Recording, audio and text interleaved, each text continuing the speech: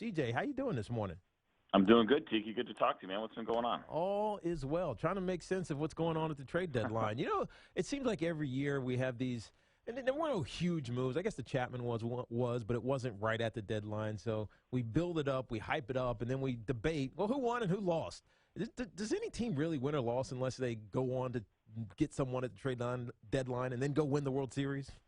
Yeah, I mean, ultimately, that's the big one, right? I mean, if you're going to make a move, that's great. What has it turned into is what matters the most. And people that win the trading deadline don't always necessarily win a ring. Last year, the Rangers had an awesome deadline. They picked up Cole Hamels, they picked up Jake Diekman, Sam Dyson, really big pieces. That would help change their destination a little bit. They were 7 games back at the deadline and ended up winning a division. So from that standpoint, for me, I look at them and say they had a monster deadline. They ended up winning a division, but they didn't get the ring at the end. Blue Jays, same thing. They're bringing Tulo. They're bringing David Price.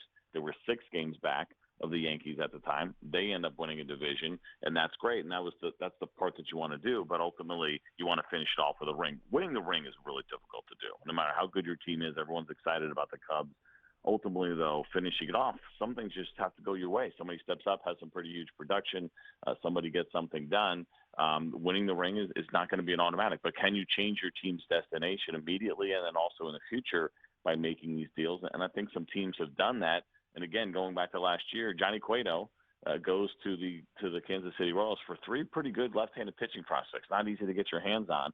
They go all in. They take a chance. They win a ring, Yeah. It's worth it every single time. When you don't win the ring, you're like, should I have done that? But you got to take some chances sometimes. What do you think the Rangers are going to say after this deadline or after this season? Because they are the team that a lot of people are positioning as having won at the trade deadline, bringing in Carlos Beltran, who's 39 years old, but he feels a need with Prince Fielder now out with a neck injury. Jonathan Lucroy, after vetoing the trade to the Indians, comes here. It feels like they are, talk about being all in. They're more than all in trying to win the championship. Does it work? Yeah, 2 years in a row. I mean, they definitely have done exactly what they needed to do. John Daniels has done an excellent job with managing the assets and giving Jeff Bannister a roster to win. We will see. I mean, again, nothing is guaranteed. I like the Texas Rangers. They still need to make sure that starting pitching is exactly where they need it to be. That's been one of the question marks and one of the issues that they have been dealing with this year. Yu Darvish has missed some time. He's back. He looks pretty good. Cole Hamels has been good all year. He has been their one real consistent guy, but they've dealt with some injuries that were really important. Colby Lewis was having a really nice year, kind of surprising a lot of people, but there really wasn't any significant upgrades in that rotation. So that's the one thing when you look at the Rangers and say, okay, this is an area that they couldn't get addressed. The price was high, but they went some other pieces instead. They also bring in Jeremy Jeffress, who was really good in that deal. So their bullpen is great. The lineup is really strong. They have good starting pitching, but not great and deep starting pitching. That's the thing that could prevent them. That's their hole come postseason time, unless Colby Lewis comes back and Derek Holland, and they're really good. So that would be my one concern. But they did really well, and I'm definitely not ready to fit them for a ring just yet, but they still had a pretty good deadline. CBS's Eye on Baseball host C.J. Nitkowski joins us here on CBS Sports Radio. CJ, Yasiel Puig I loved, and I started my show talking about him. When he came in, he was awesome. He looked like an athlete, super athlete, football player, running back type. Made some quirky mistakes here and there. It was kind of aloof to his teammates, but he would grow into that. What ultimately went wrong with him? Was it the fact that people just couldn't relate, or he couldn't relate to baseball in America? Because now he's going down, it seems like, and his career seems to have fizzled. Yeah, it's really unbelievable to think what has happened here with Yasiel Puig. I think, big picture, I think the Dodgers just have to move on from him, and hopefully he can go somewhere else and kind of get a fresh look and not have the same people, giving him a hard time about what he's doing on the field and trying to make those adjustments. And there's still plenty of time. He's only 25 years old, so there's a lot that could still come of Puig if you're a fan of his, but it's probably not going to happen with the Dodgers. As far as, how this whole thing went down, it's hard to say, man. I mean, 22 years old, you're coming from Cuba. There's such a interesting backstory and so many different things that come along with him as a person, as a personality, but also his personal story of how he became a big leaguer. And all of a sudden he lights the world on fire, man. You imagine, you put $42 million in the hands of a guy who ends up leaving and defecting from Cuba, and then he becomes a star in Los Angeles, and he's already a high-powered personality to begin with, man. That's a lot on the young man. And there's been times where he's really struggled to make the adjustments. It seems from the outside that he wasn't taking wasn't taking the advice he was getting very well from people around him, wasn't unable to make adjustments. Teammates were getting frustrated. Coaches were getting frustrated. There's still a lot of talent there, but the adjustments have not been made. Everybody has to make adjustments at the big league level. You get there, you enjoy some success, the league figures you out, and you got to be able to adjust back. And I think he had a hard time with that. I think he likes being in LA, maybe loves being in LA, loves being Puig. A lot of people like him, but there's probably a reset button here that needs to be pushed, and it ends up for me starting with a different organization. It would not surprise me if maybe they try to run him through waivers and to see if they can still even work a trade after the August 1st deadline. So we're now in that waiver trading deadline period, which gets a little weird sometimes and hard for people to wrap their brain around sometimes for the average fan. But that's probably what happens here. I would not be surprised if we didn't see him play for the Dodgers again. Yeah, I think you're right. He's just got to go learn how to hit again. The Yankees, speaking of resetting, something they really never do, but they did. They get a great haul on the backside. One, tell me about some of these prospects, or at least what can we expect from them? Are they going to come up soon, or is this something that's way down the line for them? And I guess that leads to the second part of the question. How soon to the Yankees are the Yankees again?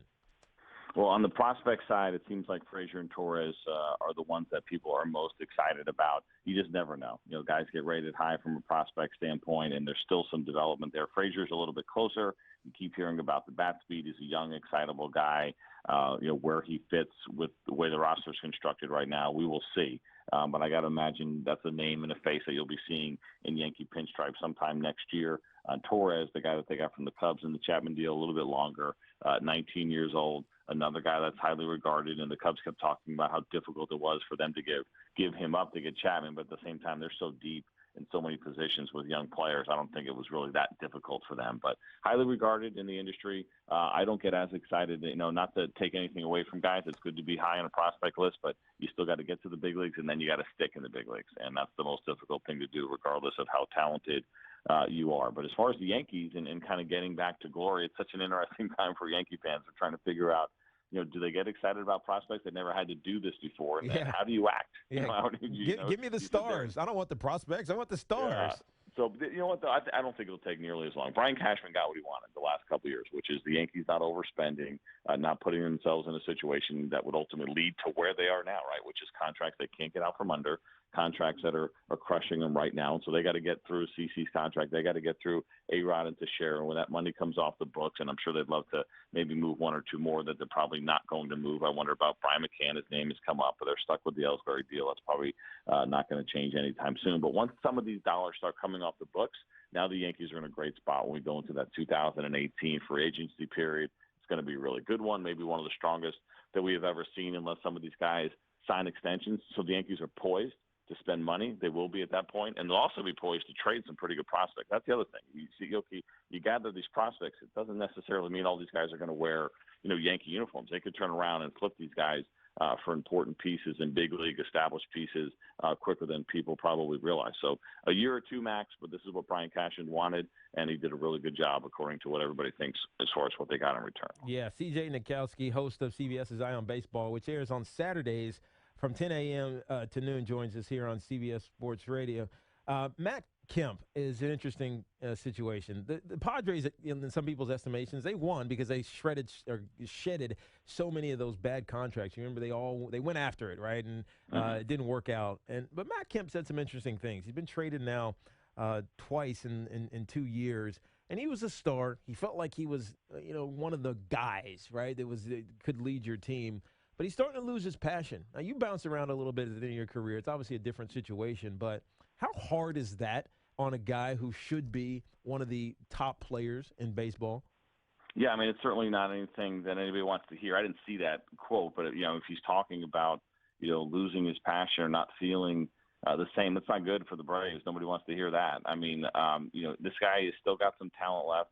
You got to get it figured out. You sign a big deal, man. You can't all of a sudden be like, not into it as much anymore. I mean, if you start to feel that, you're probably better off doing the right thing and walking away. But there's a lot of money still left from that $160 million contract that he signed back in 2012. It runs through 2019, so we will see. But the numbers have come down consistently for him. He has struggled to get on base. That has been an issue, not walking as much as he was during that prime time of his career. We see the strikeouts coming up a little bit, and the power is held. It's been, it wasn't that year. He had that huge year where he finished second in the MVP voting to Ryan Braun, which now we find out probably should have been an MVP season. for Matt Kemp, but that was 39 home runs, 126 RBIs. That's gone. That's not coming back anytime soon. But you'd like to think, and the Braves certainly like to think, they got a player with name recognition who still should have some good years left. He's only 31 years old, and they hope that he'll grind it out and be, a guy that Atlanta Braves fans can root for. I mean, that's the thing, is they struggle with some name recognition as they're so young and in the rebuilding phase, and they go into a new stadium next year, and they would like Matt Kemp to be completely on board and be one of the guys that wants to be there and get it done, because he's still a star. Now the Cubs. Last question I got for you, CJ. The Cubs, best record in baseball right now. Their earned differential is still ridiculous. 6-10 over the last 6-4 over the last 10. They bring in Aroldis Chapman. Is this the difference that they needed to get over the hump that we saw last year? They couldn't get over, but did they get over the hump now? They're a much better team, without a doubt, with Aroldis Chapman in that bullpen. Lineup is still really good. Their issue might be, just keep an eye on the starting pitching and see if there's any fatigue there. I know there have been some concerns about John Lackey, or both John Lackey and Jake Arrieta a little bit. I mean, I don't want to push the panic button, but that's something to keep an eye on, because the issue they ran into really was when they got to the Mets and they got to good starting pitching and they were outpitched. That's something that certainly they can't happen. But Joe Madden can also go to his bullpen a lot earlier than he could have even 2 weeks ago.